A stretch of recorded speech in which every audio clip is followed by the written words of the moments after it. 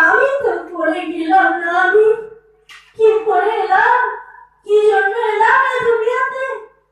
কিছুই তো দিতে পারলাম না গো তাকে।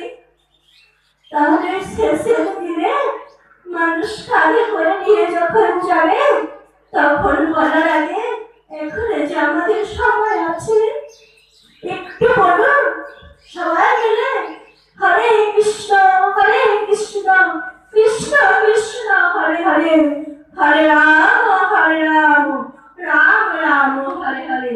কারণ এই নামটাই সারিয়ে যাবে। শেষের দিনে কেহ তো যাবে না। টাকা পয়সা ধন দৌলত ঐশ্বর্য বিলাসিতা সব তো করে থাকবে, কেহ কি সঙ্গে যাবে? যাবে না।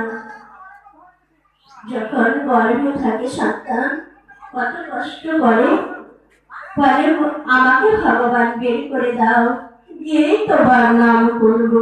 করেছি তো, কথা দিয়ে আসি, কথা রাখি না। ঠাকুর বলছে আজকাল করিকার কাল চাইলে চলিয়া, আদি অঙ্গীকার তুমি দিয়াছ হইয়া। ভাবিতে চাইয়া হরি ভজিব তোমারে, এ প্রতিজ্ঞা করেছিলে গর্ভ কারাগারে। একটা শিশু সন্তান যখন গর্ভে থাকে তখন কথা দিয়েছি, কি আমাকে তুমি তাড়াতাড়ি মায়ের গর্ভ থেকে বের করে দাও, আমি গিয়েই তোমায় ডাকবো। ডাকবি তো? কথা দিলাম আমি যাব আর তোমাকে ডাকবো। কথা দিলি? ঠিক আছে, আরো 2 মাস থাকার জন্য তোকে তোর মায়ের গর্ভে জায়গা করে দিলাম, তুই থাক। তারপর ভূমিষ্ঠ হয়ে যেন আমায় ভুলিস না। তখন আমরা কথা দিয়ে আসি, কথা রাখি না। শেষের দিনে যাওয়ার সময় বলি, হে ভগবান, কেন আমাকে এত কষ্ট দিচ্ছ?